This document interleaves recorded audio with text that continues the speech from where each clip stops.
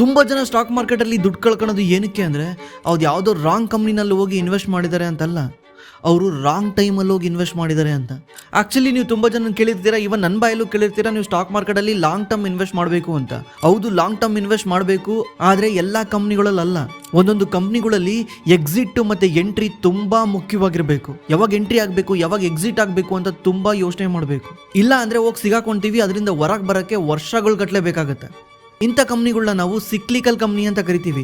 ಈ ಕಂಪ್ನಿಗಳಲ್ಲಿ ಲಾಸ್ ಕೂಡ ಅದೇ ರೀತಿ ಆಗುತ್ತೆ, ಪ್ರಾಫಿಟ್ ಕೂಡ ಅದೇ ರೀತಿ ಆಗುತ್ತೆ. ಆದರೆ ಯಾವಾಗ ಎಂಟ್ರಿ ಆಗಬೇಕು, ಯಾವಾಗ ಎಕ್ಸಿಟ್ ಆಗಬೇಕು ಅಂತ ಗೊತ್ತಿದ್ರೆ ಮಾತ್ರ. ಇಂಥ ಕಂಪ್ನಿಗಳಲ್ಲಿ ನಮ್ಮದು 1 ಲಕ್ಷನ 10 ಲಕ್ಷ ಮಾಡೋದು ಈಸಿ, 10 ಲಕ್ಷನ 1 ಕೋಟಿ ಮಾಡೋದು ಈಸಿ. ಆದರೆ ರಾಂಗ್ ಟೈಮಲ್ಲಿ ಹೋಗಿ ಎಂಟ್ರಿ ಆದರೆ 10 ಲಕ್ಷನ 1 ಲಕ್ಷ ಮಾಡೋದು ಈಸಿ, 1 ಕೋಟಿನ 10 ಲಕ್ಷ ಮಾಡೋದು ಈಸಿ. ಅದಕ್ಕೇ ನಾವು ಒಂದು ಕಂಪ್ನಿನಲ್ಲಿ ಜಾಸ್ತಿ ಲಾಭ ಮಾಡಬೇಕಂದ್ರೆ ನಾವು ಯಾವಾಗ ಎಂಟ್ರಿ ಆಗಬೇಕು, ಯಾವಾಗ ಎಕ್ಸಿಟ್ ಆಗಬೇಕು ಅಂತ ತಿಳ್ಕೊಳ್ಬೇಕು. ಈ ವಿಡಿಯೋದಲ್ಲಿ ನಾವು ಯಾವ ರೀತಿ ಈ ಥರ ಸಿಕ್ಲಿಕಲ್ ಕಂಪ್ನಿಗಳನ್ನ ಅನಲೈಸ್ ಮಾಡೋದು, ಮತ್ತು ನಾನು ಒಂದು ಕಂಪ್ನಿದು ಲೈವ್ ಎಕ್ಸಾಂಪಲ್ ತಗೊಂಡು ಇದರಲ್ಲಿ ಎಕ್ಸ್ಪ್ಲೇನ್ ಮಾಡ್ತೀನಿ.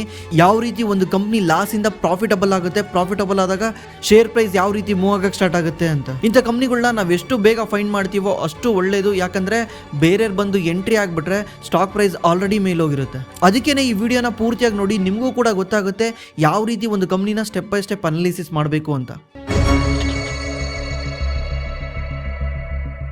ಸಿಕ್ಲಿಕಲ್ ಕಂಪ್ನಿ ಮತ್ತು ಸ್ಟ್ರಕ್ಚರಲ್ ಕಂಪ್ನಿಗಳಂತ ಇರ್ತವೆ. ಸಿಕ್ಲಿಕಲ್ ಕಂಪ್ನಿ ಅಂದರೆ ಈ ಕಂಪ್ನಿಯ ಬಿಸ್ನೆಸ್ ಮಾಡಲ್ ಯಾವಾಗ್ಲೂ 2 ವರ್ಷ ಅಥವಾ 3 ವರ್ಷ ಮಾತ್ರ ಕಂಟಿನ್ಯೂಸ್ಲಿ ಪ್ರಾಫಿಟಬಲ್ ಆಗುತ್ತೆ, ಆಮೇಲೆ ಮತ್ತೆ ವಾಪಸ್ ಡೌನ್ ಆಗುತ್ತೆ. ಇಂಥ ಕಂಪ್ನಿಗಳನ್ನ ನಾವು ಸಿಕ್ಲಿಕಲ್ ಕಂಪ್ನಿ ಅಂತ ಕರಿತೀವಿ. ಎಕ್ಸಾಂಪಲ್ ಹೇಳ್ಬೇಕಂದ್ರೆ ಸ್ಟೀಲು, ರಿಯಲ್ ಎಸ್ಟೇಟಿಗೆ ಸಂಬಂಧಪಟ್ಟ ಪ್ರಾಡಕ್ಟ್ನ ತಯಾರು ಮಾಡೋಂಥ ಕಂಪ್ನಿಗಳು, ಕೆಲವೊಂದು ಕೆಮಿಕಲ್ ಕಂಪ್ನಿಗಳು, ಸಿಮೆಂಟ್ ಕಂಪ್ನಿಗಳು, ಇವನ್ನೆಲ್ಲನೂ ಸಿಕ್ಲಿಕಲ್ ಕಂಪ್ನಿಗಳು ಅಂತ ಕರಿತೀವಿ. ಯಾಕಂದರೆ ಇವರು ಮಾಡೋ ಲಾಭ ಎಕಾನಮಿನಲ್ಲಿ ಡಿಮ್ಯಾಂಡ್ ಮತ್ತು ಸಪ್ಲೈ ಮೇಲೆ ಡಿಪೆಂಡ್ ಆಗಿರುತ್ತೆ. ಅದೇ ನಾವು ಸ್ಟ್ರಕ್ಚರಲ್ ಕಂಪ್ನಿಗಳು ಅಂತ ಕರಿತೀವಿ. ಸ್ಟ್ರಕ್ಚರಲ್ ಕಂಪ್ನಿಗಳು ಹೆಂಗಿರ್ತವೆ ಅಂದರೆ ಅವ್ರ ಬಿಸ್ನೆಸ್ ಮಾಡೆಲ್ ಸ್ಟ್ರಕ್ಚರಲ್ ಆಗಿರುತ್ತೆ. ಅಂದರೆ ಎಂಥ ಕೆಟ್ಟ ಪರಿಸ್ಥಿತಿ ಬಂದರೂ ಕೂಡ ಅವ್ರಿಗೆ ಏನೂ ಎಫೆಕ್ಟ್ ಆಗಲ್ಲ. ಅವ್ರು ಜಾಸ್ತಿ ಬ್ರ್ಯಾಂಡ್ನ ಯೂಸ್ ಮಾಡಿ ಸೆಲ್ ಮಾಡ್ತಿರ್ತಾರೆ. ನಿಮಗೆ ಗೊತ್ತಿದೆ, ಯಾವುದಾದ್ರು ಜಾಸ್ತಿ ಬ್ರ್ಯಾಂಡ್ನ ಯೂಸ್ ಮಾಡಿ ಸೆಲ್ ಮಾಡ್ತಾರೆ, ಅದಕ್ಕೆ ಅವ್ರದ್ದು ಮಾರ್ಜಿನ್ನು ತುಂಬ ಸ್ಟೇಬಲ್ ಆಗಿರುತ್ತೆ. ಯಾವ ಕಂಪ್ನಿದು ಮಾರ್ಜಿನ್ ಸ್ಟೇಬಲ್ ಆಗಿರುತ್ತೆ ಆ ಕಂಪ್ನಿನ ಸ್ಟ್ರಕ್ಚರಲ್ ಅಂತ ಕರೀತಾರೆ. ಯಾವ ಕಂಪ್ನಿದು ಮಾರ್ಜಿನ್ ವಾಲಟೈಲಿಟಿ ಇರುತ್ತೆ ಆ ಕಂಪ್ನಿನ ಸಿಕ್ಲಿಕಲ್ ಅಂತ ಕರೀತಾರೆ. ಎಕ್ಸಾಂಪಲ್ಗೆ ನಾವು ಇವತ್ತು ಕಂಪ್ನಿನ ಅನಲೈಸ್ ಮಾಡ್ತಿದ್ದೀವಿ. ಆ ಕಂಪ್ನಿ ನೇಮ್ ಬಂದ್ಬಿಟ್ಟು ಪ್ರಿನ್ಸ್ ಪೈಪ್ ಅಂತ. ಇದು ಯಾವುದೇ ರೀತಿ ಬೈ ಸೆಲ್ ರೆಕಮೆಂಡೇಶನ್ ಅಲ್ಲ, ಮತ್ತು ಇದು ನೋಡ್ಕೊಂಡು ಹೋಗ್ಬಿಟ್ಟು ಬೈ ಮಾಡಬೇಡಿ. ಇದು ಜಸ್ಟ್ ಎಜುಕೇಷನಲ್ ಪರ್ಪಸ್ ಆಗಿ ನಾವು ಈ ಕಂಪ್ನಿ ತಗೊಳ್ತಿರೋದು ನಿಮ್ಗೆ ಅರ್ಥ ಮಾಡ್ಸೋಕ್ಕೋಸ್ಕರ ಅಷ್ಟೇ. ಈ ಕಂಪ್ನಿದು ಬಿಸ್ನೆಸ್ ಮಾಡೆಲ್ ಹೇಳ್ಬೇಕಂದ್ರೆ ಈ ಕಂಪ್ನಿ PVC ಪೈಪ್ನ ಸೆಲ್ ಮಾಡುತ್ತೆ. PVC ಪೈಪ್ ಅಂದರೆ ನೀವು ನೋಡಿರ್ತೀರಲ್ವ, ನಿಮ್ಮ ಮನೆಗಳಲ್ಲಿ ಹಾಕಿರ್ತಾರೆ, ಬೋರ್ವೆಲ್ಲಲ್ಲಿ ಹಾಕ್ತಾರೆ, ಮತ್ತು ಹೊಲಗಳಲ್ಲಿ ಹಾಕ್ತಾರೆ. ಇವನ್ನೆಲ್ಲನೂ PVC ಪೈಪ್ ಅಂತ ಕರೀತಾರೆ. ಮತ್ತು CPVC ಪೈಪ್ಸ್ ಅಂತ ಬರ್ತವೆ. ಅದು ಬಂದ್ಬಿಟ್ಟು ಸೇಮೇ. PVC ಪೈಪ್ನ ನಾವು ಜಾಸ್ತಿ ಕೋಲ್ಡ್ ವಾಟರ್ ಎಲ್ಲಿರುತ್ತೆ, ನಾರ್ಮಲ್ ವಾಟರ್ ಏನಿರುತ್ತಲ್ಲ, ನಾರ್ಮಲ್ ನೀರು ಎಲ್ಲಿ ಹರಿದಾಡುತ್ತೆ ಅಲ್ಲಿ ಯೂಸ್ ಮಾಡ್ತೀವಿ. CPVC ಪೈಪ್ನ ಹಾಟ್ ವಾಟರ್ ಎಲ್ಲಿರುತ್ತೆ, ಬಿಸಿ ನೀರು ಎಲ್ಲಿ ಹರಿದಾಡುತ್ತೆ ಅಲ್ಲಿ ನಾವು ಅದನ್ನು ಯೂಸ್ ಮಾಡ್ತೀವಿ. ಯಾಕಂದರೆ ಅದು ಹಾಟ್ ವಾಟರ್ನ ಕಂಟ್ರೋಲ್ ಮಾಡುತ್ತೆ, ತಡೆಯುತ್ತೆ. ಇವೆರಡಕ್ಕೂ ಬೇಕಾಗಿರೋ ಮೇನ್ ರಾ ಮೆಟೀರಿಯಲ್ ಏನಂದರೆ ಇದು ಬಂದ್ಬಿಟ್ಟು ಕ್ರೂಡ್ ಆಯಿಲಿಂದ ಎಕ್ಸ್ಟ್ರಾಕ್ಟ್ ಮಾಡ್ತಾರೆ. ಕ್ರೂಡ್ ಆಯಿಲ್ ಪ್ರೈಸ್ ಹೆಂಗೆ ಮೇಲೆ ಕೆಳಗೆ ಹೋಗುತ್ತೆ, ಅದೇ ರೀತಿ PVC ರೈಸಿನ್ ಪ್ರೈಸ್ ಕೂಡ ಮೇಲೆ ಕೆಳಗೆ ಹೋಗುತ್ತೆ. ಈಗ ಈ ಪ್ರಿನ್ಸ್ ಪೈಪ್ ಏನು ಮಾಡುತ್ತೆ, ಪ್ರಿನ್ಸ್ ಪೈಪ್ ಈ PVC ರೈಸಿನ್ ಅನ್ನೋ ಒಂದು ರಾ ಮೆಟೀರಿಯಲ್ ತಗೊಂಬಂದ್ಬಿಟ್ಟು ಅದನ್ನ ಫ್ಯಾಕ್ಟ್ರಿನಲ್ಲಿ ಪ್ರೋಸೆಸ್ ಮಾಡಿ PVC ಪೈಪ್ನ ತಯಾರು ಮಾಡ್ತಾರೆ. ಇವ್ರಿಗೆ PVCನೇ ಜಾಸ್ತಿ ರೆವೆನ್ಯೂ ಬರುತ್ತೆ. PVC ಇಂದಾನೆ 80% ರೆವೆನ್ಯೂ ಬರುತ್ತೆ. ಇವ್ರು ಏನು ಮಾಡ್ತಾರೆ, ರಾ ಮೆಟೀರಿಯಲ್ ತರ್ತಾರೆ, ರಾ ಮೆಟೀರಿಯಲ್ ತಂದ್ಬಿಟ್ಟು ಪೈಪ್ ಮಾಡಿ ಸೆಲ್ ಮಾಡ್ತಾರೆ. ಇದು ಇವ್ರದ್ದು ಬಿಸ್ನೆಸ್ ಮಾಡಲ್. ಇನ್ನೊಂದು CPVC ಪೈಪ್ ಇದೆಯಲ್ಲ, ಈ PVC ಪೈಪ್ನ ಪ್ರೊಡಕ್ಷನ್ ಮಾಡೋದು ವೆರಿ ಈಸಿ. ಇದರಲ್ಲಿ ಮಾರ್ಜಿನ್ ತುಂಬ ಲೋ ಇರುತ್ತೆ. ಅಂದರೆ ನೀವೇನಾದರೂ 1 kg PVC ಪೈಪ್ನ ತಯಾರು ಮಾಡೋಕ್ಕೆ ನಿಮಗೆ 50 ರೂಪಾಯಿ ಖರ್ಚಾಗ್ತಾ ಇದ್ರೆ ಮಾರ್ಕೆಟಲ್ಲಿ ಅದು 55 ರೂಪಾಯಿ 60 ರೂಪಾಯಿ ಇರುತ್ತೆ. ಅಂದರೆ 20% ಮ್ಯಾಕ್ಸಿಮಮ್ ಮಾರ್ಜಿನ್ ಇರುತ್ತೆ. ಅದೇ ನೀವೇನಾದರೂ CPVC ಪೈಪ್ನ ತಯಾರು ಮಾಡ್ತಿದ್ದೀರಾ ಅಂದರೆ ಅದ್ರ KG 50 ರೂಪಾಯಿ ಇದ್ದರೂ ಕೂಡ ಮಾರ್ಕೆಟಲ್ಲಿ ಅದು 80 ರೂಪಾಯಿಂದ 90 ರೂಪಾಯಿ ಇರುತ್ತೆ. ಯಾಕಂದರೆ ಇದು ಸ್ವಲ್ಪ ಹೊಸಬ್ರು ಎಲ್ಲರೂ ಮಾಡೋದು ಕಷ್ಟ ಇದೆ. ಇದ್ರ ಮಾರ್ಜಿನ್ ಸ್ವಲ್ಪ ಜಾಸ್ತಿ ಇದೆ. ಈ ಪ್ರಿನ್ಸ್ ಪೈಪ್ಗೆ 80% ಆಫ್ ದಿ ರೆವೆನ್ಯೂ PVC ಇಂದಾನೇ ಬರುತ್ತೆ. ಹಂಗಂದ್ರೆ ಏನರ್ಥ, ಇದು ಬಂದ್ಬಿಟ್ಟು ಲೋ ಮಾರ್ಜಿನ್ ಬಿಸ್ನೆಸ್ ಅಂತ. ಇವ್ರ ಮಾರ್ಜಿನ್ನು ಕಂಪ್ಲೀಟ್ಲಿ PVC ರೈಸಿನ್, ಅದೇ ರಾ ಮೆಟೀರಿಯಲ್ ಇದೆಯಲ್ಲ ಅದ್ರ ಮೇಲೇ ಡಿಪೆಂಡ್ ಆಗಿರುತ್ತೆ. ರಾ ಮೆಟೀರಿಯಲ್ ಏನಾದರೂ ಸಡನ್ ಆಗಿ ರೈಸ್ ಆದರೆ ಅಥವಾ ಫಾಲ್ ಆದರೆ ಇವ್ರ ಮಾರ್ಜಿನ್ ವಾಲಟಿಲಿಟಿ ಆಗುತ್ತೆ. ಇವ್ರದ್ದು ನೀವು 2021ರಿಂದ 2025ವರೆಗೂ ನೀವು ತೆಗೆದು ನೋಡಿದ್ರೆ ಬ್ಯಾಲೆನ್ಸ್ ಶೀಟ್ ವರ್ಸ್ಟ್ ಆಗಿದೆ. ಅಂದರೆ ಸೇಲ್ಸ್ ಗ್ರೋತ್ ಇಲ್ಲ, ಪ್ರಾಫಿಟ್ ಗ್ರೋತ್ ಇಲ್ಲ, ಮಾರ್ಜಿನ್ ಗ್ರೋತ್ ಇಲ್ಲ, ಒಂದೊಂದು ಕ್ವಾರ್ಟರ್ ಲಾಸ್ ಮಾಡ್ತಿದ್ದಾನೆ. Worst balance sheet, worst profit and loss statement. ಇದರಿಂದ ನಮಗೆ ಏನು ಗೊತ್ತಾಗುತ್ತೆ, ಈ ಕಂಪ್ನಿ ಒಂದು ಸಿಕ್ಲಿಕಲ್ ಕಂಪ್ನಿ. ಅದಕ್ಕೆ ನಾವು ಈ ಕಂಪ್ನಿನ ಅನಾಲಿಸಿಸ್ ಮಾಡೋಣ. 2021ರಿಂದ 2025ವರೆಗೂ ಕರೆಂಟ್ಲಿ ಈ ಕಂಪ್ನಿಗೆ ಏನು ಕೆಡ್ದಾಗಿದೆ, ಏನು ಬ್ಯಾಡ್ ಆಗಿತ್ತು ಅಂತ. 2020ರಲ್ಲಿ ಕೋವಿಡ್ ಬಂದ ಕಾರಣ ಇದು PVC ರೈಸಿನ್ ಇತ್ತಲ್ಲ, ಇದ್ರ ಪ್ರೈಸ್ ಆಟೋಮೆಟಿಕ್ಲಿ ಮೇಲೋಗಕ್ಕೆ ಸ್ಟಾರ್ಟ್ ಆಯಿತು. ಇದು ಯಾವಾಗ ಜಾಸ್ತಿ ಮೇಲೋಗಕ್ಕೆ ಸ್ಟಾರ್ಟ್ ಆಗುತ್ತೆ ಅವಾಗ ಇವರು ಜಾಸ್ತಿ ಲಾಭ ಮಾಡ್ತಾರೆ. ಯಾಕಂದರೆ ಹಿಂದ್ಗಡೆ ಎಲ್ಲನೂ ಬೈ ಮಾಡಿ ಇಟ್ಕೊಂಡಿರ್ತಾರಲ್ವ. ಈಗ ಕೋವಿಡ್ಗಿಂತ ಮುಂಚೆನೇ ಇವ್ರ ಹತ್ರ ರಾ ಮೆಟೀರಿಯಲ್ ಇರುತ್ತೆ, ಇನ್ವೆಂಟ್ರಿನಲ್ಲಿ ಅಂದರೆ ಆಲ್ರೆಡಿ ಐಟಮ್ಗಳು ತಯಾರು ಮಾಡಿ ಇಟ್ಕೊಂಡಿದ್ದಾರೆ. ಯಾವಾಗ ಒಂದ್ಸಲ ಲಾಕ್ಡೌನ್ ಓಪನ್ ಆಯಿತು ಅವಾಗ ಇದ್ದಕ್ಕಿದ್ದಂಗೆ ಪ್ರೈಸ್ ಡಿಮ್ಯಾಂಡ್ ಬಂತು. ಇದರಿಂದ ಇವ್ರು ಮುಂಚೆ ಮಾಡಿಟ್ಕೊಂಡಿದ್ದ PVC ಪೈಪ್ನ ಮಾರ್ಕೆಟಲ್ಲಿ ಸೆಲ್ ಮಾಡಿ ಒಳ್ಳೆ ದುಡ್ಡು ಮಾಡ್ತಾರೆ. ಮತ್ತೆ ಇವ್ರು ಏನು ಮಾಡ್ತಾರೆ, ಮಾರ್ಕೆಟಲ್ಲಿ ಇದೇ ಸೇಲ್ಸ್ನ ಇಂಪ್ರೂವ್ ಮಾಡ್ಕೊಳಕ್ಕೋಸ್ಕರ PVC ಡೈಲಿ ಇನ್ಕ್ರೀಸ್ ಆಗ್ತಿರುತ್ತಲ್ಲ, ಮತ್ತೆ ಇದು ಇನ್ನೂ ಇನ್ಕ್ರೀಸ್ ಆಗುತ್ತೆ ಅಂತ 90 ರೂಪಾಯಿ 95 ರೂಪಾಯಿ kg ಇದ್ದ PVC ರೈಸಿನ ಇವರು ಇನ್ನೂ ಮೇಲೆ ಹೋಗುತ್ತೆ ಅಂತ ಏನು ಮಾಡ್ತಾರೆ, ರಾ ಮೆಟೀರಿಯಲ್ನ ಜಾಸ್ತಿ ಬೈ ಮಾಡ್ತಾರೆ, ಸ್ಟಾಕ್ ಇನ್ ಮಾಡ್ತಾರೆ. ಇದನ್ನು ಸ್ಟಾಕ್ ಇನ್ ಅಂತ ಕರೀತಾರೆ.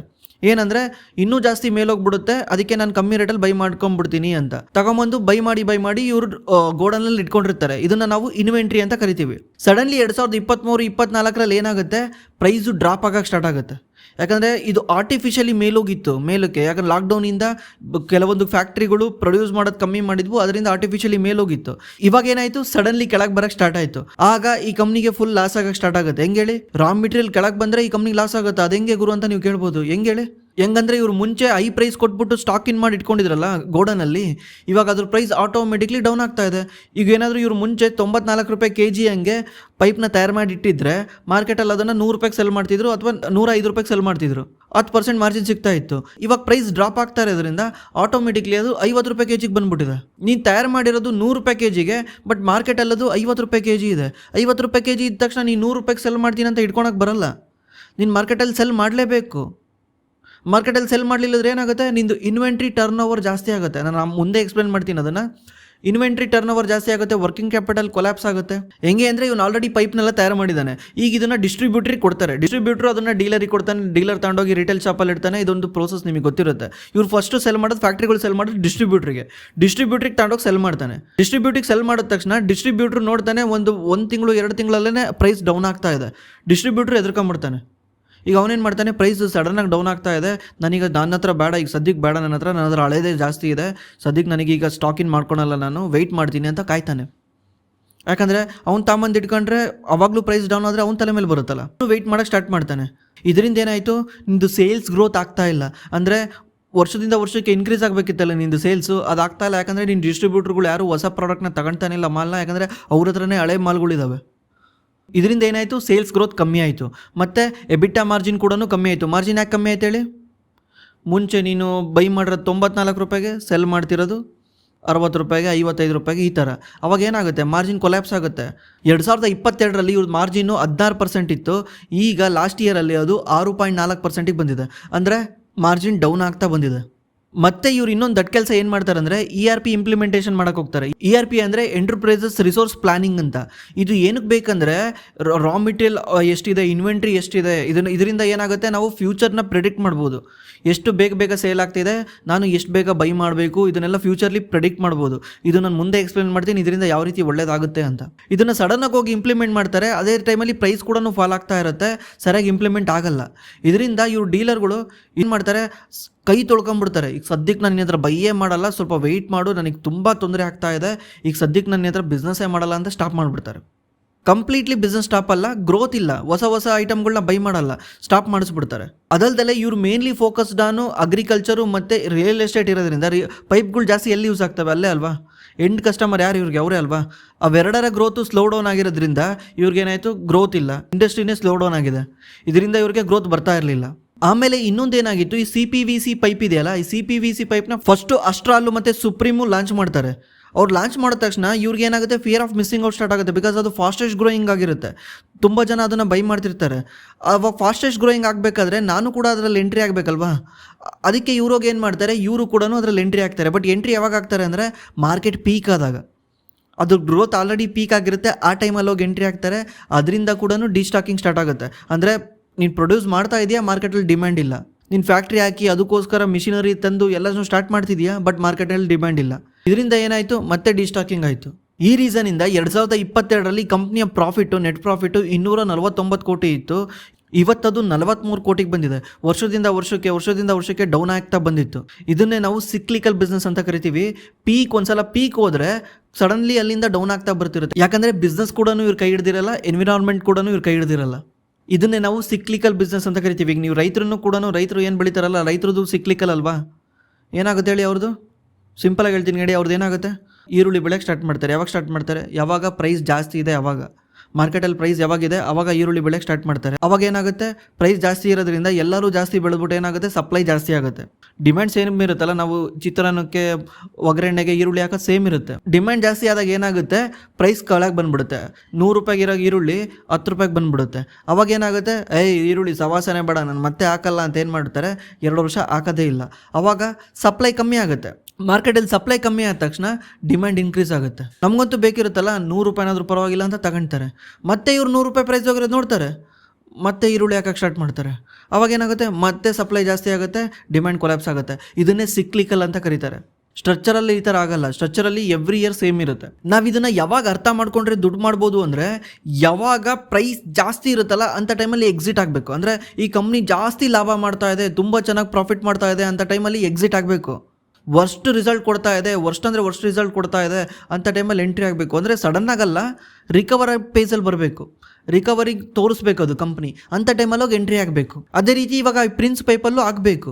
ಅದಕ್ಕೆ ಇವಾಗ ಏನು ಮಾಡಬೇಕು, ಹಿಂದ್ಗಡೆ ಏನೇನು ಮಿಸ್ಟೇಕ್ ಮಾಡಿದ್ರಲ್ಲ ಅದನ್ನೆಲ್ಲ ಫಿಕ್ಸ್ ಮಾಡಬೇಕು, ನಿಧಾನಕ್ಕೆ ಫಿಕ್ಸ್ ಮಾಡ್ಕೊಂಬರ್ಬೇಕು.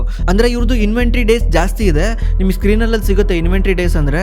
ಅದೆಷ್ಟಿದೆ ಅಂದರೆ 118 ದಿವಸ ಇದೆ. 118 ದಿವಸ ಅಂದರೆ ಇನ್ವೆಂಟ್ರಿ ಡೇಸ್ ಅಂದರೆ, ಫಸ್ಟು ನೀವು ರಾ ಮೆಟೀರಿಯಲ್ ತರ್ತೀರಾ, ತಗೊಂಬಂದು ನಿಮ್ಮ ಗೋಡನಲ್ಲಿ ಇಟ್ಕೊತೀರಾ, ಮತ್ತು ಅದನ್ನು ನೀವು ಪ್ರೊಡ್ಯೂಸ್ ಮಾಡ್ತೀರಾ, ಏನೋ ಒಂದು ಪೈಪಾಗಿ ತಯಾರು ಮಾಡ್ತೀರಾ, ಅದನ್ನು ತಗೊಂಬಂದು ಮತ್ತೆ ನೀವು ಗೋಡನಲ್ಲಿ ಇಟ್ಕೊತೀರಾ, ಅದನ್ನ ಮತ್ತೆ ನೀವು ಸೆಲ್ ಮಾಡ್ತೀರಾ. ಇಷ್ಟೆಲ್ಲ ಆಗಕ್ಕೆ ಎಷ್ಟು ದಿವಸ ಆಗುತ್ತೆ, ಅದನ್ನೇ ನಾವು ಇನ್ವೆಂಟ್ರಿ ಡೇಸ್ ಅಂತ ಕರಿತೀವಿ. ಅಂದರೆ ನಿನ್ನ ಪ್ರಾಡಕ್ಟು ಎಷ್ಟು ದಿವಸ ನಿನ್ನ ಗೋಡನೆಲ್ಲ ಬಿದ್ದು ಸಾಯ್ತಿರುತ್ತೆ, ಇದನ್ನು ನಾವು ಇನ್ವೆಂಟ್ರಿ ಡೇಸ್ ಅಂತ ಕರಿತೀವಿ. ಇದೆಷ್ಟು ಜಾಸ್ತಿ ಇರುತ್ತೋ ಅಷ್ಟು ಕೆಟ್ಟದು. ಯಾಕಂದರೆ ನೀನು ದುಡ್ಡು ಕೊಟ್ಬಿಟ್ಟು ರಾ ಮೆಟೀರಿಯಲ್ ತಂದಿದೀಯಾ, ತಂದ್ಬಿಟ್ಟು ಫ್ಯಾಕ್ಟ್ರಿಗೆ ಬಾಡಿಗೆ ಕಟ್ಟಿ, ಎಂಪ್ಲಾಯ್ಗಳಿಗೆ ಸಂಬಳ ಕೊಟ್ಟು, ಕರೆಂಟ್ ಬಿಲ್ ಕೊಟ್ಬಿಟ್ಟು ಇದನ್ನು ಪೈಪ್ನ ತಯಾರು ಮಾಡಿದ್ಯಾ. ತಯಾರು ಮಾಡಿ ನೀನು ಇದನ್ನು ಸೆಲ್ ಮಾಡಬೇಕಲ್ಲ, ಸೆಲ್ ಮಾಡಲಿಲ್ಲದ್ರೆ ದುಡ್ಡು ಬರಲ್ಲ. ದುಡ್ಡು ಬರಲಿಲ್ಲದ್ರೆ ಮತ್ತೆ ನೀನು ಹೊಸ್ದಾಗಿ ಏನು ಮಾಡೋಕ್ಕಾಗಲ್ಲ. ಈಗ ನೀನು ಗೋಡನಲ್ಲಿ ಬಿದ್ದಿದೆ, ಇದು ನೀನೊಂದು 500 kg ಪ್ರಾಡಕ್ಟು ಗೋಡನಲ್ಲಿ ಬಿದ್ದಿದೆ, ಇದನ್ನು ನೀನು ಸೆಲ್ ಮಾಡಕ್ ಆಗ್ತಾ ಇಲ್ಲ. ಮತ್ತೆ ನೀನು ಫ್ಯಾಕ್ಟ್ರಿನ ನಡೆಸಲೇಬೇಕಲ್ಲ, ಅದಕ್ಕೆ ಮತ್ತೆ ರಾ ಮೆಟೀರಿಯಲ್ ತರಬೇಕು, ಮತ್ತೆ ಎಂಪ್ಲಾಯ್ಗಳಿಗೆ ಸಂಬಳ ಕೊಡಬೇಕು. ನಾನು ಈ ತಿಂಗಳು ಕೆಲಸ ಮಾಡಲ್ಲ, ನೀವು ಮನೆಗೆ ಹೋಗ್ಬಿಟ್ರಿ ಅಂತ ಎಂಪ್ಲಾಯ್ಗಳನ್ನ ಮನೆ ಕಳ್ಸೋಕ್ಕಾಗತ್ತಾ? ಫ್ಯಾಕ್ಟ್ರಿ ಅಂದಮೇಲೆ ಅದು ಫಿಕ್ಸ್ಡ್ ಕಾಸ್ಟ್ ಇರುತ್ತೆ, ನಡೀತಾನೆ ಇರಬೇಕು. ಅದು ಲಾಸ್ ಆಗಲಿ ಲಾಭ ಆಗಲಿ ನಡೀತಾನೆ ಇರಬೇಕು. ಅದನ್ನೇ ನಾವು ವರ್ಕಿಂಗ್ ಕ್ಯಾಪಿಟಲ್ ಅಂತ ಕರಿತೀವಿ. ಇನ್ವೆಂಟ್ರಿ ಡೇಸ್ ಅಂದರೆ ರಾ ಮೆಟೀರಿಯಲ್ ತಗೊಂಬಂದ್ಬಿಟ್ಟು ಫೈನಲ್ ಪ್ರಾಡಕ್ಟ್ನ ನಿನ್ನ ಗೋಡನಲ್ಲಿ ಎಷ್ಟು ದಿವಸ ಕೊಳಿತಿದೆ ಅಂತ. ವರ್ಕಿಂಗ್ ಕ್ಯಾಪಿಟಲ್ ಡೇಸ್ ಅಂದರೆ ನೀನು ಒಂದ್ಸಲ ಹೋಗಿ ದುಡ್ಡು ಹಾಕಿದೀಯ ಅಂದರೆ, ದುಡ್ಡು ನಿಂದು ಹೋಗಿ ರಾ ಮೆಟೀರಿಯಲ್ ಬೈ ಮಾಡ್ತೀಯ, ರಾ ಮೆಟೀರಿಯಲ್ ಬೈ ಮಾಡಿ ಮತ್ತೆ ಪೈಪ್ನ ತಯಾರು ಮಾಡ್ತೀಯ, ಪೈಪ್ನ ತಯಾರು ಮಾಡಿ ಸೆಲ್ ಮಾಡ್ತೀಯ, ಸೆಲ್ ಮಾಡಿ ಅವನು ಎಂಡ್ ಪ್ರಾಡಕ್ಟಲ್ಲಿ ಇರ್ತಾನಲ್ಲ, ಅವ್ನು ಯಾರು ನಿನ್ನ ಹತ್ರ ಬೈ ಮಾಡಿರ್ತಾನಲ್ಲ ಡಿಸ್ಟ್ರಿಬ್ಯೂಟ್ರು, ಅವ್ನು ದುಡ್ಡು ಕೊಡ್ತಾನೆ ನಿನಗೆ, ಆ ದುಡ್ಡು ನಿನ್ನ ಬ್ಯಾಂಕ್ ಅಕೌಂಟಿಗೆ ಬರುತ್ತೆ.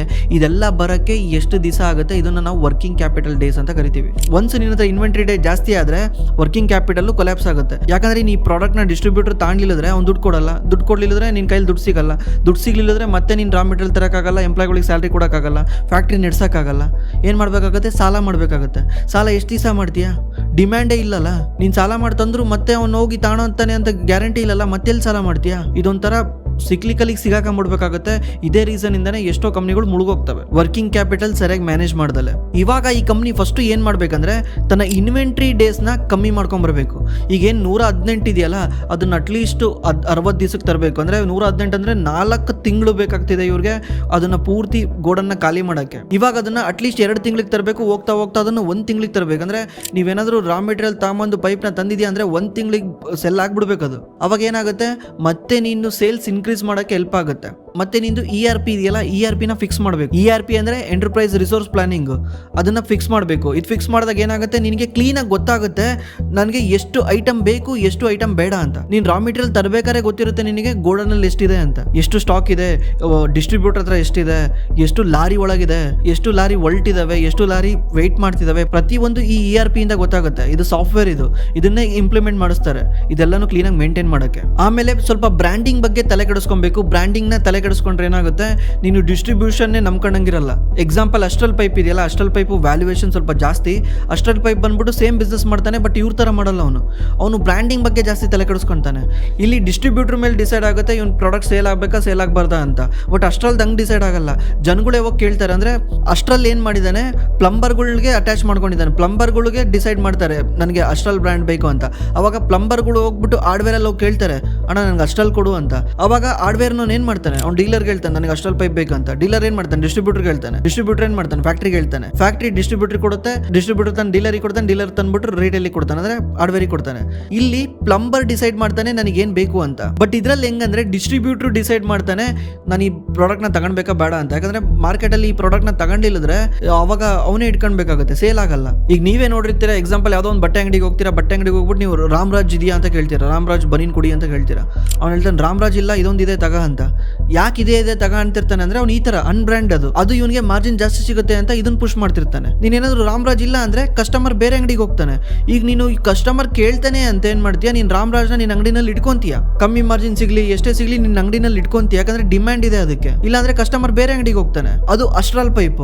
ಇವನೇನ್ ಸೆಲ್ ಮಾಡ್ತಿದ್ದಾನಲ್ಲ ಅದು ಬೇರೆ ಅನ್ಬ್ರ್ಯಾಂಡೆಡ್, ಯಾವ್ದೋ ಇನ್ನೊಂದಿದೆ ಸರ್ ಇದು ಬನೀನ್ ಚೆನ್ನಾಗಿದೆ ಇತ್ತೋಳಿ ಅಂತ ಹೇಳ್ತಾರಲ್ಲ, ಅದು ಆ ತರ. ಇವಾಗ ಇವನು ಏನ್ ಮಾಡ್ಬೇಕಂದ್ರೆ ಇವನು ಕೂಡ ಬ್ರ್ಯಾಂಡಿಂಗ್ಗೆ ದುಡ್ಡನ್ನ ಖರ್ಚು ಮಾಡಬೇಕು, ಸ್ವಲ್ಪ ಅಡ್ವರ್ಟೈಸ್ಮೆಂಟ್ ಮಾಡಬೇಕು, ಇವನು ಸ್ವಲ್ಪ ಪ್ಲಂಬರ್ಗಳ ಹತ್ರ ಹೇಳಿಸಿ ಇವನು ಮಾರ್ಕೆಟಿಂಗ್ ಮಾಡಿಸ್ಬೇಕು. ಇದರಿಂದ ಏನಾಗುತ್ತೆ, ಇವನಿಗೂ ಕೂಡ ಡಿಮ್ಯಾಂಡ್ ಬರಕ್ಕೆ ಸ್ಟಾರ್ಟ್ ಆಗುತ್ತೆ. ಮತ್ತೆ ಇವನು ಜಾಸ್ತಿ CPVC ಪೈಪ್ಸ್ ಅಲ್ಲಿ ಜಾಸ್ತಿ ತಲೆ ಕೆಡಿಸ್ಕೊಬೇಕು, ಯಾಕಂದ್ರೆ ಅದರಲ್ಲಿ ಹೈ ಮಾರ್ಜಿನ್ ಇದೆ ಮತ್ತೆ ಗ್ರೋ ಆಗ್ತಾ ಇದೆ. ಇವನಿಗೆ just 20% of the total revenue CPVC ಇಂದ ಬರುತ್ತೆ, ಅದೇ ಅಷ್ಟಲ್ಗೆ 40% ಬರುತ್ತೆ. ಇವ್ರು ಜಾಸ್ತಿ CPVC ಬಗ್ಗೆ ತಲೆ ಕೆಡಿಸ್ಕೊಂಡ್ರೆ ಅವಾಗ ಮಾರ್ಜಿನ್ ಫ್ಲಕ್ಚುಯೇಷನ್ ಅಷ್ಟೊಂದಿರಲ್ಲ, ಮಾರ್ಜಿನ್ ಕೂಡ ಇಂಪ್ರೂವ್ ಆಗ್ತಾ ಬರುತ್ತೆ. ಆಮೇಲೆ ಇವ್ರದ್ದು margin year on year increase ಆಗ್ತಾ ಹೋಗ್ಬೇಕು. ಅಟ್ಲೀಸ್ಟ್ 2022ರಲ್ಲಿ ಅಷ್ಟು ಬರ್ಲಿಲ್ಲದ್ರೂ ಪರವಾಗಿಲ್ಲ, ಒಂದು 12-13% ಆದ್ರೂ ವಾಪಸ್ ಬರಬೇಕು. ಇಷ್ಟ ಆಗ್ಬೇಕು. ಇಷ್ಟ ಆದ್ರೆ ಈ ಕಂಪ್ನಿ ಮತ್ತೆ ರೀಬೌಂಡ್ ಆಗೋ ಚಾನ್ಸಸ್ ಎಲ್ಲ ಇದೆ. ಇಷ್ಟ ಅರ್ಥ ಆಯ್ತಾ ಈ ಕಂಪ್ನಿ ಏನ್ ಬಿಸ್ನೆಸ್ ಮಾಡುತ್ತೆ, ಬಿಸ್ನೆಸ್ ಮಾಡಲ್ ಏನಿದೆ, ಇಷ್ಟ ದಿವಸ ಲಾಸ್ ಆಗಿದ್ದೆ ಯಾಕೆ, ಲಾಭ ಆಗ್ಬೇಕಂದ್ರೆ ಏನೆಲ್ಲ ಮಾಡ್ಬೇಕು ಅಂತ. ಈಗ ಲಾಭ ಆಗ್ಬೇಕಂದ್ರೆ ಏನೆಲ್ಲ ಮಾಡ್ಬೇಕಂದ್ರೆ ರೀಸೆಂಟ್ಲಿ ನಾನು ಕಾಲ್ ಓದ್ತಿದ್ದೆ, ಕಾಲ್ ಅಟೆಂಡ್ ಆಗಿದ್ದೆ, ಅದಿನ್ನೂ ಸ್ಕ್ರೀನರ್ ಅಲ್ಲಿ ಬಂದಿಲ್ಲ ನಿಮ್ಗೆ. ಕಾಲ್ ಅಟೆಂಡ್ ಆಗ್ಬೇಕಾದ್ರೆ ನಾನೊಂದು ಪಾಯಿಂಟ್ಸ್ ನ ಆಡ್ ಮಾಡ್ಕೊಂಡಿದ್ದೀನಿ, ಅದರಲ್ಲಿ ಗೊತ್ತಾಗ್ತಾ ಇದೆ ಮ್ಯಾನೇಜ್ಮೆಂಟ್ ಮತ್ತೆ ಪಾಸಿಟಿವ್ ಆಗಿ ಹೇಳ್ತಾ ಇದ್ದಾರೆ. ಇಷ್ಟು ದಿವಸ ಪಾಸಿಟಿವ್ ಆಗಿ ಹೇಳ್ತಾ ಇರಲಿಲ್ಲ, ಅವರು ಮಾರ್ಕೆಟ್ಗೆ ಬಿಟ್ಬಿಟ್ಟಿದ್ರು, ಅಂದ್ರೆ ಗ್ರೋತ್ ಇಲ್ಲ, ಕಸ್ಟಮರ್ ಕೇಳ್ತಾ ಇಲ್ಲ, ಈ ತರ ಹೇಳ್ತಾ ಇದ್ರು. ಇವಾಗ ಪಾಸಿಟಿವ್ ಆಗಿ ಮಾತಾಡಕ್ಕೆ ಸ್ಟಾರ್ಟ್ ಮಾಡಿದ್ದಾರೆ. ಅದನ್ನೇ ನಾವೀಗ ಚೆಕ್ ಮಾಡಬೇಕು. ಮ್ಯಾನೇಜ್ಮೆಂಟ್ ಏನ್ ಹೇಳ್ತಿದ್ದಾರೆ, ಮ್ಯಾನೇಜ್ಮೆಂಟ್ ಗ್ರೋತ್ಗೆ ಒಪ್ಕೊಂತಿದಾರ, ಮಾರ್ಕೆಟ್ ಅಲ್ಲಿ ಡಿಮ್ಯಾಂಡ್ ಬರ್ತಿದ್ಯಾ ವಾಪಸ್ಸು, ಇದನ್ನೆಲ್ಲ ಚೆಕ್ ಮಾಡಬೇಕು. ಚೆಕ್ ಮಾಡ್ಬೇಕಂದ್ರೆ ನಾವು ರೀಸೆಂಟ್ಲಿ ಕಾಲ್ ನ ಅಟೆಂಡ್ ಮಾಡಬೇಕು. ಅದು ನಿಮಗೆ ಸ್ಕ್ರೀನರ್ ಅಲ್ಲಿ ಸಿಗುತ್ತೆ, ಅಥವಾ ನೀವು ಯೂಟ್ಯೂಬ್ ಅಲ್ಲಿ ಹೋಗಿ ಪ್ರಿನ್ಸ್ ಪೈಪ್ ಕಾಲ್ ಅಂತ ಹೊಡೆದ್ರೆ ವಿಡಿಯೋ ಸಿಗುತ್ತೆ, ಅದರಲ್ಲಿ ರೆಕಾರ್ಡಿಂಗ್ ಇರುತ್ತೆ, ನೀವು ಕೇಳಬಹುದು. ಈಗ ಈ ಕಾಲ್ ಅಲ್ಲಿ ಪಾಸಿಟಿವ್ ಅನ್ಸಿರೋದು ಏನಂದ್ರೆ ವಾಲ್ಯೂಮ್ ಗ್ರೋತ್ ಇನ್ಕ್ರೀಸ್ ಆಗ್ತಾ ಇದೆ. ಅಂದ್ರೆ ಇವ್ರೇನ್ ಸೆಲ್ ಮಾಡ್ತಿದ್ರಲ್ಲ ಅದು PVC ಪೈಪ್ ನ, ಅದು ಇನ್ಕ್ರೀಸ್ ಆಗ್ತಾ ಇದೆ. ಲಾಸ್ಟ್ ಇಯರ್ ಅದು 51,400 ಮೆಟ್ರಿಕ್ ಟನ್ ಇತ್ತು, ಈ ವರ್ಷ ಅದು 54,454 ಮೆಟ್ರಿಕ್ ಟನ್ ಇದೆ. ಅಂದ್ರೆ 6% ವಾಲ್ಯೂಮ್ ಗ್ರೋತ್ ಆಗ್ತಾ ಇದೆ. ಇದರರ್ಥ ಏನು, ಇನ್ಕ್ರೀಸ್ ಆಗ್ತಾ ಇದೆ ಸೇಲ್ಸ್ ನಿಧಾನಕ್ಕೆ. 6% ಕಮ್ಮಿನೇ, ಬಟ್ ಆದ್ರೆ ಇಷ್ಟ ದಿವಸ ಗ್ರೋತೇ ಇಲ್ಲಿದ್ದು ಡಿಗ್ರೋ ಆಗ್ತಿತ್ತು, ಅಂದ್ರೆ ಡೌನ್ ಆಗ್ತಾ ಇತ್ತು. ಈಗ ಮತ್ತೆ ವಾಪಸ್ ರಿಕವರಿ ಆಗಕ್ಕೆ ಸ್ಟಾರ್ಟ್ ಆಗಿದೆ. 6% ಇಯರ್ ಆನ್ ಇಯರ್ ಗ್ರೋತ್ ಆಗ್ತಿದೆ. ಇದರಿಂದ ಏನ್ ಗೊತ್ತಾಗುತ್ತೆ, ವಾಪಸ್ ರಿಕವರಿ ಆಗ್ತಾ ಇದೆ ಅಂತ. ಆಮೇಲೆ ಮ್ಯಾನೇಜ್ಮೆಂಟ್ ಕೂಡ ಹೇಳ್ತಾ ಇದೆ ನಾವು ಡಬಲ್ ಡಿಜಿಟ್ ವಾಲ್ಯೂಮ್ ಗ್ರೋತ್ ನ ಇನ್ಕ್ರೀಸ್ ಮಾಡ್ಕೊಂಡು ಹೋಗ್ತೀವಿ ಬರೋ ದಿವಸಗಳಲ್ಲಿ ಅಂತ. ಡಬಲ್ ಡಿಜಿಟ್ ಅಂದ್ರೆ ಏನ್ ಹೇಳಿ, 11, 12, 13 ಇವೆಲ್ಲ ಡಬಲ್ ಡಿಜಿಟ್. ಸಿಂಗಲ್ ಡಿಜಿಟ್ ಅಂದ್ರೆ 9 ಸಿಂಗಲ್ ಡಿಜಿಟ್. ಆಮೇಲೆ ಮ್ಯಾನೇಜ್ಮೆಂಟ್ ಖುದ್ದು ಹೇಳಿದೆ, ಇಷ್ಟ ದಿವಸ ಏನ್ ಪ್ರೈಸ್ ಕೆಳಗೆ ಬರ್ತಿತ್ತಲ್ಲ PVC ಪೈಪ್ದು, ಈಗ ಅದು ಬಾಟಮ್ ಔಟ್ ಆಗಿದೆ, ಅಂದ್ರೆ ತುಂಬಾ ಕೆಳಗೆ ಬಂದಿದೆ. 1,500 ರೂಪಾಯಿ ಪರ್ ಮೆಟ್ರಿಕ್ ಟನ್ ಇನ್ಕ್ರೀಸ್ ಆಗಿದೆ. ಇದರಿಂದ ಪ್ರೈಸ್ ಮತ್ತೆ ಮೇಲೋಗ್ಬೋದು ಅಥವಾ ಸ್ಟೇಬಲ್ ಆಗ್ಬೋದು, ಪ್ರೈಸ್ ಮತ್ತೆ ಕೆಳಗೆ ಬರೋ ಚಾನ್ಸಸ್ ಕಮ್ಮಿ ಇದೆ. ಒಂದ್ಸಲ ಸ್ಟೇಬಲ್ ಆಗ್ಬಿಟ್ರೆ ಮತ್ತೆ ಏನಾಗುತ್ತೆ, ಡಿಸ್ಟ್ರಿಬ್ಯೂಟರ್ಗಳು ಮತ್ತೆ ಹೋಗಿ ಸ್ಟಾಕ್ ಇನ್ ಮಾಡ್ಕೊಂತಾರೆ. ಇಲ್ಲ ಇವಾಗ ಸ್ವಲ್ಪ ನಾನು ರಿಸ್ಕ್ ತಗೊಳ್ಬಹುದು, ಪ್ರೈಸ್ ಸ್ಟೇಬಲ್ ಆಗಿದೆ ಅಂತ. ಈಗ ಅವ್ರು ಮತ್ತೆ ಸ್ಟಾಕ್ ಇನ್ ಮಾಡ್ಕೊಳಕ್ ಸ್ಟಾರ್ಟ್ ಮಾಡ್ತಾರೆ. ಅವಾಗ ಮತ್ತೆ ಸೇಲ್ಸ್ ಇನ್ಕ್ರೀಸ್ ಆಗುತ್ತೆ. ಮತ್ತೆ ಮ್ಯಾನೇಜ್ಮೆಂಟ್ ಹೇಳ್ತಾ ಇದೆ ಅವ್ರದ್ದು ಇನ್ವೆಂಟ್ರಿ ಡೇಸ್ ಇತ್ತಲ್ಲ 120 ಎಲ್ಲ ಇತ್ತಲ್ಲ, 4 ತಿಂಗಳೆಲ್ಲ ಇತ್ತಲ್ಲ ಇನ್ವೆಂಟ್ರಿ ಡೇಸ್ನ, ಅದನ್ನ ನಾವು 30ರಿಂದ 40 ದಿವಸಕ್ಕೆ ವಾಪಸ್ ತರ್ತೀವಿ ಅಂತ ಮ್ಯಾನೇಜ್ಮೆಂಟ್ ಗೈಡ್ ಮಾಡ್ತಾ ಇದೆ. ಇವ್ರು ಕ್ಲೀನಾಗಿ ಮ್ಯಾನೇಜ್ ಮಾಡಕ್ ರೆಡಿ ಇದಾರೆ, ಒಪ್ಕೊಂತಿದ್ದಾರೆ, ಇಲ್ಲ ನಾವು ಮ್ಯಾನೇಜ್ ಮಾಡ್ತೀವಿ ಅಂತ. ಯಾಕಂದ್ರೆ ಮುಂಚೆ ಅವರೇ ಒಪ್ಕೊಂಡಿದ್ರು ಇನ್ವೆಂಟ್ರಿ ಡೇಸ್ ಜಾಸ್ತಿ ಆಗ್ತಿದೆ, ಡೀಲರ್ ಡಿಸ್ಟಾಕಿಂಗ್ ಮಾಡ್ತಿದ್ದಾನೆ, ಮತ್ತೆ ERP ನಲ್ಲಿ ಪ್ರಾಬ್ಲಮ್ ಇದೆ, ಎಲ್ಲಾನು ಓಪನ್ಲಿ ಬಂದು ಹೇಳಿದ್ರು. ಇದನ್ನ ಫ್ರಾಡ್ ಮ್ಯಾನೇಜ್ಮೆಂಟ್ ಆಗಿದ್ರೆ ಏನ್ ಮಾಡ್ತಾರೆ, ಇನ್ವೆಂಟ್ರಿ ಡೇಸ್ ಇದೆಲ್ಲ ಎಲ್ಲಾದ್ರೂ ಬ್ಲಾಕ್ ಮಾಡೋದು ಈಸಿ, ಅಂದ್ರೆ ಕದ್ದು ಮುಚ್ಚಿ ತೋರಿಸೋದು ಈಸಿ. ನಿನಗೆ ಸುಮ್ಮನೆ ಪ್ರಾಫಿಟ್ ನ ಜಾಸ್ತಿ ತೋರಿಸ್ಬಿಟ್ಟು ಇನ್ವೆಂಟ್ರಿ ಡೇಸ್ ಅಲ್ಲಿ ಹೆಚ್ಚು ಕಡಿಮೆ ಮಾಡೋದು ಈಸಿ. ಇವ್ರು ಬಂದು ಓಪನ್ಲಿ ಒಪ್ಕೊಂತಿದ್ದಾರೆ ಇದೇ ರೀಸನ್ ಅಂತ. ಇವಾಗ ಅವ್ರು ಹೇಳ್ತಾ ಇದ್ದಾರೆ 30 to 40 ಡೇಸ್ಗೆ ನಾವು ವಾಪಸ್ ತಗೊಂಬರ್ತೀವಿ ಅಂತ. ಒನ್ಸ್ ಇನ್ವೆಂಟ್ರಿ ಡೇಸ್ ಕಮ್ಮಿ ಆದ್ರೆ ಏನಾಗುತ್ತೆ ಹೇಳಿ, ನಾನು ಮುಂಚೆನೇ ಹೇಳಿದ್ದೀನಿ ನಿಮಗೆ, ಇನ್ವೆಂಟ್ರಿ ಡೇಸ್ ಕಮ್ಮಿ ಆದ್ರೆ ವರ್ಕಿಂಗ್ ಕ್ಯಾಪಿಟಲ್ ಡೇ ಇನ್ಕ್ರೀಸ್ ಆಗುತ್ತೆ, ವರ್ಕಿಂಗ್ ಕ್ಯಾಪಿಟಲ್ ಡೇ ಇನ್ಕ್ರೀಸ್ ಆದ್ರೆ ಮತ್ತೆ ಸೇಲ್ಸ್ ಇನ್ಕ್ರೀಸ್ ಆಗುತ್ತೆ, ಕ್ಯಾಶ್ ಫ್ಲೋ ಬರುತ್ತೆ, ಕೈಯಲ್ಲಿ ಕ್ಯಾಶ್ ಬರುತ್ತೆ. ಕೈಯಲ್ಲಿ ಕ್ಯಾಶ್ ಬಂದ್ರೆ ಈ ದುಡ್ಡನ್ನ ತಗೊಂಡೋಗಿ ನಾವು ಬ್ರ್ಯಾಂಡಿಗೆ ಸ್ಪೆಂಡ್ ಮಾಡ್ಬೋದು. ಒಳ್ಳೆ ಒಳ್ಳೆ ಆಕ್ಟರ್ಗಳನ್ನ ಕರ್ಕೊಂಡ್ಬಂದು ಪೈಪ್ ಅಡ್ವರ್ಟೈಸ್ಮೆಂಟ್ ಕೊಟ್ಟು ಮಾಡ್ಬೋದು, ಯಾವ ರೀತಿ ಆಸ್ಟ್ರಲ್ ಮಾಡ್ತಾನಲ್ಲ ಆ ತರ. ಮತ್ತೆ ಇವ್ರದ್ದು ರೀಸೆಂಟ್ಲಿ ಒಂದು ಪ್ಲಾಂಟ್ ಬೇಗುಸರಾಯ್ ಅಂದ್ರೆ ಬಿಹಾರಲ್ಲಿ ಒಂದು ಪ್ಲಾಂಟ್ ನ ಹಾಕಿದ್ದಾರೆ. ಆ ಆ ಪ್ಲಾಂಟು ಈ ಮಾರ್ಚಲ್ಲಿ ಕಮಿಷನ್ ಆಗಿದೆ, ಅಂದರೆ ಆ ಪ್ಲಾಂಟ್ ವರ್ಕ್ ಆಗಕ್ಕೆ ಸ್ಟಾರ್ಟ್ ಆಗಿದೆ. ಅದ್ರ ಕೆಪಾಸಿಟಿ ಬಂದ್ಬಿಟ್ಟು 24,000 ಮೆಟ್ರಿಕ್ ಟನ್. ಅದು ಫೇಸ್ 1, ಫೇಸ್ 2 ಆ ಥರ ಇರುತ್ತೆ. ಫೇಸ್ 1 ಅಲ್ಲಿ 24,000 ಮೆಟ್ರಿಕ್ ಟನ್, ಫೇಸ್ 2 ನಲ್ಲಿ 36,000 ಮೆಟ್ರಿಕ್ ಟನ್ ಪರ್ ಆನಮ್. ವರ್ಷಕ್ಕಿದೆ 24,000 36,000 ಏನಿದೆಯಲ್ಲ ಅದ್ರ ಕೆಪಾಸಿಟಿ ಅಷ್ಟು ಪ್ರೊಡ್ಯೂಸ್ ಮಾಡ್ಬೋದು ಅಂತ. ಅದು ಇನ್ನು ನೆಕ್ಸ್ಟ್ 6 ಮಂತ್ ಅಲ್ಲಿ ಮ್ಯಾನುಫ್ಯಾಕ್ಚರಿಂಗ್ ಬರುತ್ತೆ. ಅವಾಗ ಏನರ್ಥ, ಈಗ ಏನಾದ್ರು ವಾಪಸ್ ಡಿಮ್ಯಾಂಡ್ ಬಂದ್ರೆ ಇವ್ರಿಗೆ ಡಿಮ್ಯಾಂಡ್ ನ ಫುಲ್ಫಿಲ್ ಮಾಡಕ್ಕೆ ಆಲ್ರೆಡಿ ಫ್ಯಾಕ್ಟರಿ ಇದೆ. ಇದರಿಂದ ವಾಪಸ್ ಗ್ರೋತ್ ರಿಕವರ್ ಆದ್ರೂ ಕೂಡ ಏನಾಗಲ್ಲ, ಪ್ರಾಬ್ಲಮ್ ಇಲ್ಲ. ಮತ್ತೆ ನಾನು ಅವಾಗಲೇ ಹೇಳಿದೆ CPVC ಪೈಪ್ ಅಲ್ಲಿ ಮಾರ್ಜಿನ್ ಜಾಸ್ತಿ ಇರುತ್ತೆ ಅಂತ. ಇದನ್ನ ಜಾಸ್ತಿ ಗ್ರೋ ಆಗಬೇಕು ಇವರು. ಇದರಲ್ಲಿ ಗ್ರೋ ಆದ್ರೆ ಎಬಿಟಾ ಮಾರ್ಜಿನ್ ಇಂಪ್ರೂವ್ ಆಗುತ್ತೆ. ಯಾಕಂದ್ರೆ 50 ರೂಪಾಯಿ ತಯಾರು ಮಾಡಿ 100 ರೂಪಾಯಿಗೆ ಸೆಲ್ ಮಾಡಿದ್ರೆ ಬೆಟ್ರಾ, ಅಥವಾ 50 ರೂಪಾಯಿಗೆ ತಯಾರು ಮಾಡಿ 60 ರೂಪಾಯಿಗೆ ಸೆಲ್ ಮಾಡೋದು ಬೆಟ್ರಾ? 50 ರೂಪಾಯಿಗೆ ತಯಾರು ಮಾಡಿ 100 ರೂಪಾಯಿಗೆ ಸೆಲ್ ಮಾಡೋದು CPVC ಪೈಪ್ ಇಂದ, 50 ರೂಪಾಯಿಗೆ ಸೆಲ್ ಮಾಡಿ 60 ರೂಪಾಯಿಗೆ ಸೆಲ್ ಮಾಡೋದು ಬರೀ PVC ಪೈಪ್ ಇಂದ. CPVC ಪೈಪ್ ರೆವೆನ್ಯೂ ಶೇರ್ ಎಷ್ಟು ಜಾಸ್ತಿ ಆಗುತ್ತೆ ಅಷ್ಟು ಮಾರ್ಜಿನ್ ಸೇಫ್ಟಿ ಆಗುತ್ತೆ. ಆಕ್ಚುಲಿ ರೀಸೆಂಟ್ಲಿ ಕೌಂಟ್ ಕಾಲ್ ಅಲ್ಲಿ ನೋಡೋ ಪ್ರಕಾರ ಈ CPVC volume growth double digital grow ಆಗ್ತಾ ಇದೆ. ಅಂದ್ರೆ 12, 13 ಈ ತರ ಗ್ರೋ ಆಗ್ತಾ ಇದೆ. ಅಂದ್ರೆ ಏನರ್ಥ, ಈ ಗ್ರೋತ್ ಇನ್ನು ಸಸ್ಟೈನಬಲ್ ಆದ್ರೆ ನೆಕ್ಸ್ಟ್ ಕ್ವಾರ್ಟರ್ ಸಸ್ಟೈನಬಲ್ ಆದ್ರೆ ವಾಪಸ್ ಇವ್ರದ್ದು 20 ಇರೋದು 25, 30 ಆಗೋ ಚಾನ್ಸ್ ಇರುತ್ತೆ. ಹೆಂಗೆ ಅಂದ್ರೆ PVC 10% ಗ್ರೋ ಆಗ್ತಿದೆ, CPVC 20% ಗ್ರೋ ಆಗ್ತಿದೆ. ಅವಾಗ ಏನಾಗುತ್ತೆ ಅಂದ್ರೆ PVC ನ CPVC ಬೀಟ್ ಮಾಡುತ್ತೆ. ಅವಾಗ ಟೋಟಲ್ ರೆವಿನ್ಯೂ ನಲ್ಲಿ CPVC ರೆವಿನ್ಯೂ ಜಾಸ್ತಿ ಬರಕ್ ಸ್ಟಾರ್ಟ್ ಆಗುತ್ತೆ. ಅವಾಗ ಮಾರ್ಜಿನ್ ಸ್ಟೇಬಲ್ ಆಗುತ್ತೆ. ಅದು ಈ ಕರೆಂಟ್ ಮಾರ್ಜಿನ್ ಅಲ್ಲಿ ತೋರಿಸ್ತಾನೂ ಇದೆ. ಫಸ್ಟ್ ಕ್ವಾರ್ಟರ್ 2025 ಇವ್ರದ್ದು ಎಬಿಟಾ ಮಾರ್ಜಿನ್ 3.1% ಇತ್ತು, ಸೆಕೆಂಡ್ ಕ್ವಾರ್ಟರ್ ಅಲ್ಲಿ 4.4% ಇತ್ತು, ಥರ್ಡ್ ಕ್ವಾರ್ಟರ್ ಅಲ್ಲಿ 5.8% ಇತ್ತು, ಈ ಕರೆಂಟ್ ಕ್ವಾರ್ಟರ್ ಅಲ್ಲಿ 7.6% ಇದೆ. ಅಂದ್ರೆ ಎವ್ರಿ ಕ್ವಾರ್ಟರ್ ಇಂಪ್ರೂವ್ ಕಾಣ್ತಾ ಇದೆ, ಮೇಲ್ ಹೋಗ್ತಾ ಇದೆ. ಮ್ಯಾನೇಜ್ಮೆಂಟ್ ಹೇಳ್ತಿರೋದು ನಿಜಾನೇ ಇದೆ. ಆಮೇಲೆ ಇವ್ರದ್ದು ವರ್ಕಿಂಗ್ ಕ್ಯಾಪಿಟಲ್ ಡೇ ಕೂಡ ಇಂಪ್ರೂವ್ ಆಗಿದೆ. ಯಾಕಂದ್ರೆ ರಿಸೀವಬಲ್ ಡೇಸ್ ಇಂಪ್ರೂವ್ ಆಗಿದೆ. ರಿಸೀವಬಲ್ ಅಂದ್ರೆ ನೀನ್ ಪ್ರಾಡಕ್ಟ್ ನ ತಗೊಂಡೋಗಿ ಡಿಸ್ಟ್ರಿಬ್ಯೂಟರ್ ಕೊಡ್ತೀಯಾ, ಅವ್ನು ಡಿಸ್ಟ್ರಿಬ್ಯೂಟರ್ ನಿನಗೆ ಆ ದುಡ್ಡನ್ನ ಕೊಡಕ್ಕೆ ಎಷ್ಟು ದಿವಸ ಮಾಡ್ತಾನೆ ಅನ್ನೋದನ್ನ ರಿಸೀವಬಲ್ ಡೇಸ್ ಅಂತ ಕರೀತಾರೆ. ಅದು ಮುಂಚೆ 83 ದಿವಸ ಇದ್ದಿದ್ದು ಈಗ 61 ದಿವಸಕ್ಕೆ ಬಂದಿದೆ. ಒಂದ್ಸಲ ರಿಸೀವಬಲ್ ಡೇಸ್ ಕಮ್ಮಿ ಆದ್ರೆ ವರ್ಕಿಂಗ್ ಕ್ಯಾಪಿಟಲ್ ಆಟೋಮೆಟಿಕ್ಲಿ ಇಂಪ್ರೂವ್ ಆಗುತ್ತೆ. ನೀನು ಕೊಟ್ಟಿರೋದು ಇಮಿಡಿಯೇಟ್ಲಿ ನೀನು ದುಡ್ಡು ಕೊಟ್ಟ ತಕ್ಷಣ ನೀನು ಈ ದುಡ್ಡನ್ನ ಮತ್ತೆ ಹೋಗಿ ರಾ ಮೆಟೀರಿಯಲ್ ತರ್ತೀಯಾ, ಕೆಲಸ ಮಾಡೋರಿಗೆ ದುಡ್ಡು ಕೊಡ್ತೀಯಾ, ಇದರಿಂದ ಮತ್ತೆ ಸೇಲ್ಸ್ ಇಂಪ್ರೂವ್ ಆಗೋ ಚಾನ್ಸಸ್ ಇರುತ್ತೆ. ಅದಕ್ಕೆ ರಿಸೀವಬಲ್ ಡೇಸ್ ನೋಡಬೇಕು. ರಿಸೀವಬಲ್ ಡೇಸ್ ಇಂಪ್ರೂವ್ ಆಗ್ತಾ ಇದೆ. ಆಮೇಲೆ ಮ್ಯಾನೇಜ್ಮೆಂಟ್ ಹೇಳ್ತಾ ಇದೆ ನಾವು ವಾಪಸ್ಸು 10 to 12% ಎಬಿಟಾ ಮಾರ್ಜಿನ್ ಬರ್ತೀವಿ, ರೀಸೆಂಟ್ ಇಯರ್ಸ್ ಅಲ್ಲಿ ಬರ್ತೀವಿ ಅಂತ ಖುದ್ದು ಮ್ಯಾನೇಜ್ಮೆಂಟ್ ಹೇಳ್ತಾ ಇದೆ. ಇದೆಲ್ಲ ಮಾತುಗಳು ಈ ಕ್ವಾರ್ಟರ್ ಅಲ್ಲೇ ಕಾಣ್ತಾ ಇದೆ. ಲಾಸ್ಟ್ 2-3 ಕ್ವಾರ್ಟರ್ಸ್ ಅಲ್ಲಿ ಈ ತರ ಮಾತಿರ್ಲಿಲ್ಲ. ಮ್ಯಾನೇಜ್ಮೆಂಟ್ ಕಾನ್ಫಿಡೆನ್ಸ್ ಇರಲಿಲ್ಲ. ಯಾಕಂದ್ರೆ ಮಾರ್ಕೆಟ್ ಅವ್ರಿಗೆ ಸಪೋರ್ಟ್ ಮಾಡ್ತಿರ್ಲಿಲ್ಲ. ಮಾರ್ಕೆಟ್ ಅಂದ್ರೆ ಈ ಮಾರ್ಕೆಟ್ ಅಲ್ಲ, ಪ್ರೆಸೆಂಟ್ ಹೊರಗಡೆ ಮಾರ್ಕೆಟ್ ಸಪೋರ್ಟ್ ಮಾಡ್ತಿರ್ಲಿಲ್ಲ. ಈ ಸಲ ಕಾನ್ಫಿಡೆಂಟ್ ಆಗಿ ಮಾತಾಡ್ತಿದ್ದಾರೆ. ಇದರಿಂದ ಏನ್ ಗೊತ್ತಾಗ್ತಾ ಇದೆ, ಮೇ ಬಿ ಮ್ಯಾನೇಜ್ಮೆಂಟ್ ಕಾನ್ಫಿಡೆಂಟ್ ಆಗಿದ್ದಾರೆ ಅಂದ್ರೆ ರಿಕವರಿ ಚಾನ್ಸ್ ಜಾಸ್ತಿ ಇದೆ. ಇಷ್ಟೆಲ್ಲ ಅನಾಲಿಸಿಸ್ ಮಾಡಿದಾಗ ಗೊತ್ತಾಗುತ್ತೆ ನೆಕ್ಸ್ಟ್ ಇಯರ್ ಅಥವಾ ಅದ್ರ next year company profitability increase ಆಗುತ್ತೆ. ಅವಾಗ ಏನಾಗುತ್ತೆ, ಕಂಪನಿ ಪ್ರಾಫಿಟ್ ಆಗೋವರೆಗೂ ಶೇರ್ ಪ್ರೈಸ್ ವೆಯ್ಟ್ ಮಾಡ್ಕೊಂಡು ಕುತ್ಕೊಳ್ಳಲ್ಲ, ಸಡನ್ಲಿ ಮೇಲೆ ಹೋಗುತ್ತೆ. ಇದೊಂದು ಅರ್ಲಿ ಸೈನು. ಹಂಗಂತ ಇದೇ ಕರೆಕ್ಟ್ ಅಂತ ಏನಲ್ಲ, ಇದರಲ್ಲಿ ರಿಸ್ಕ್ ಇದೆ. ಏನಂದ್ರೆ ಆಗ್ದಲೇನೂ ಇರ್ಬೋದು. ಈ ತರ ಸಿಕ್ಲಿಕಲ್ ಕಂಪ್ನಿಗಳಲ್ಲಿ ಅದೇ ಪ್ರಾಬ್ಲಮ್. ಏನಂದ್ರೆ ರಿಟರ್ನ್ ಜಾಸ್ತಿ ಸಿಗಬೇಕು ಅಂದ್ರೆ ರಿಸ್ಕ್ ಇರುತ್ತೆ. ರಿಸ್ಕ್ ಏನಂದ್ರೆ ಆಗ್ದಲೇನೂ ಇರ್ಬೋದು, ಆದ್ರೆ ಜಾಸ್ತಿ ರಿಟರ್ನ್ ಸಿಗುತ್ತೆ. ಎಲ್ಲಾನು ರೆಡಿ ಆದಾಗ ಹೋಗಿ ಬೈ ಮಾಡಕ್ ಹೋದಾಗ ಆಲ್ರೆಡಿ ಪೀಕಲ್ಲಿ ಹೋಗಿ ಬೈ ಮಾಡಿರ್ತೀವಿ. ನೀವೆಲ್ಲಾನು ಪ್ರಾಫಿಟ್ ಆದಾಗ ಹೋಗಿ ಬೈ ಮಾಡ್ತೀರಲ್ಲ, ನೀವೆಲ್ಲಾನು ಪ್ರಾಫಿಟ್ ನೋಡುವಾಗ ಬೈ ಮಾಡಕ್ ಹೋದಾಗ ಆಲ್ರೆಡಿ ಪೀಕಲ್ಲಿ ಹೋಗಿರ್ತೀವಿ. ಈ ತರ ಸ್ಮಾರ್ಟ್ ಮನಿ ಇರ್ತಾರಲ್ಲ, ತುಂಬಾ ಅನಲೈಸ್ ಮಾಡಿರೋರು, ಅವ್ರಿಗೆ ಮುಂಚೆನೆ ಗೊತ್ತಾಗಿರುತ್ತೆ, ಅವ್ರು ಎಂಟ್ರಿ ಆಗ್ಬಿಡ್ತಾರೆ. ಅವಾಗ ನಾವು ಲಾಸ್ಟ್ ಅಲ್ಲಿ ಹೋಗಿ ಎಂಟ್ರಿ ಆಗ್ತೀವಿ, ಎಲ್ಲ ರಿಸಲ್ಟ್ ಬಂದ್ಮೇಲೆ. ಅವಾಗ ನಾವು ಅಲ್ಲೋಗಿ ಸಿಗಾಕೊಂತೀವಿ. ಬಟ್ ರಿಸ್ಕು ಇದೆ. ಏನು, ಈ ತರ ಆಗ್ದಲೇನೂ ಇರ್ಬೋದು, ಎಕ್ಸಿಕ್ಯೂಷನ್ ಆಗ್ದಲೇ ಇರ್ಬೋದು. ಈಗ 2 ಕ್ವಾರ್ಟರ್ ಮಾಡ್ಬಿಟ್ಟು ಮುಂದಿನ ಕ್ವಾರ್ಟರ್ ಎಕ್ಸಿಕ್ಯೂಷನ್ ಮಾಡ್ದಲೇನೂ ಇರ್ಬೋದು. ಈ ತರ ರಿಸ್ಕು ಇರುತ್ತೆ. ಸಿಕ್ಲಿಕಲ್ ಕಂಪ್ನಿನಲ್ಲೇ ಇದೇ ಪ್ರಾಬ್ಲಮ್. ಇದರಲ್ಲಿ ಲಾಂಗ್ ಟರ್ಮ್ ಬೈ ಮಾಡಿ ಕುತ್ಕೊಳ್ಳೋದೆಲ್ಲ ಇಲ್ಲ. ಈ ತರ ಸ್ಟಡಿ ಮಾಡ್ತಾನೆ ಇರಬೇಕು, ನೋಡ್ತಾನೆ ಇರಬೇಕು. ಬಟ್ ಆದ್ರೆ ಇದರಲ್ಲಿ ರಿಟರ್ನ್ ಜಾಸ್ತಿ ತೆಗಿಬಹುದು. ಮಲ್ಟಿ ಬ್ಯಾಗರ್ಸ್ ಅಂತ ಏನ್ ನೋಡ್ತಿರಲ್ಲ, ಅದೆಲ್ಲಾನು ಇಂಥದ್ರಲ್ಲೇ ತೆಗಿಯಕ್ಕಾಗತ್ತೆ. ಹಂಗಂತ ಇದು ಯಾವುದೇ ರೀತಿ ಬೈ ಸೆಲ್ ರೆಕಮೆಂಡೇಶನ್ ಅಲ್ಲ. ನಾನು ಜಸ್ಟ್ ಎಕ್ಸಾಂಪಲ್ ಕೊಟ್ಟಿದ್ದು ಯಾವ ರೀತಿ ಸಿಕ್ಲಿಕಲ್ ಕಂಪ್ನಿನ ಅನಾಲಿಸಿಸ್ ಮಾಡ್ಬೇಕಂತ. ಇದೇ ರೀತಿ ನೀವು ಟಾಟಾ ಸ್ಟೀಲ್ ಅನಾಲಿಸಿಸ್ ಮಾಡ್ಬೋದು, ಯಾವ ಕಂಪ್ನಿ ಬೇಕಾದ್ರೂ ಅನಾಲಿಸಿಸ್ ಮಾಡ್ಬೋದು. ಇಲ್ಲಿ ನಿಮಗೆ ವರ್ಕಿಂಗ್ ಕ್ಯಾಪಿಟಲ್ ಅಂದ್ರೆ ಏನು, ಇನ್ವೆಂಟ್ರಿ ಡೇಸ್ ಅಂದ್ರೆ ಏನು, ಇವೆಲ್ಲ ಗೊತ್ತಾಗಿದೆ. ತುಂಬಾ ವಿಷಯಗಳು ಗೊತ್ತಾಗಿದೆ. ಇದನ್ನ ನೀವು ಬೇರೆ ಕಂಪ್ನಿಗೂ ಅಳವಡಿಸ್ಕೊಬಹುದು. ಇದನ್ನ ಜಸ್ಟ್ ಎಕ್ಸಾಂಪಲ್ ಕೊಟ್ಟಿದ್ದು. ದಯವಿಟ್ಟು ಈ ಕಂಪ್ನಿನ ಬೈ ಸೆಲ್ ರೆಕಮೆಂಡೇಶನ್ ಅಂತ ಥಿಂಕ್ ಮಾಡಬೇಡಿ. ಮತ್ತೆ ನಿಮ್ಗೆ ಏನಾದರೂ ಇನ್ವೆಸ್ಟ್ ಮಾಡಕ್ಕೆ ಅಡ್ವೈಸ್ ಬೇಕಿದ್ರೆ ನಮ್ಮ ಡಿಸ್ಕ್ರಿಪ್ಷನ್ ಅಲ್ಲಿ ಗೂಗಲ್ ಫಾರ್ಮ್ ಇರುತ್ತೆ. ಆ ಗೂಗಲ್ ಫಾರ್ಮ್ ಅಲ್ಲಿ ನಿಮ್ಮ ಡೀಟೇಲ್ ಎಂಟ್ರಿ ಮಾಡಿದ್ರೆ ನಮ್ಮ ಟೀಮ್ ಕಡೆಯಿಂದ ನಿಮಗೆ ಕಾಲ್ ಮಾಡಿ ಹೆಲ್ಪ್ ಮಾಡ್ತಾರೆ. Thanks for watching. ಮತ್ತೆ ಸಿಗೋಣ.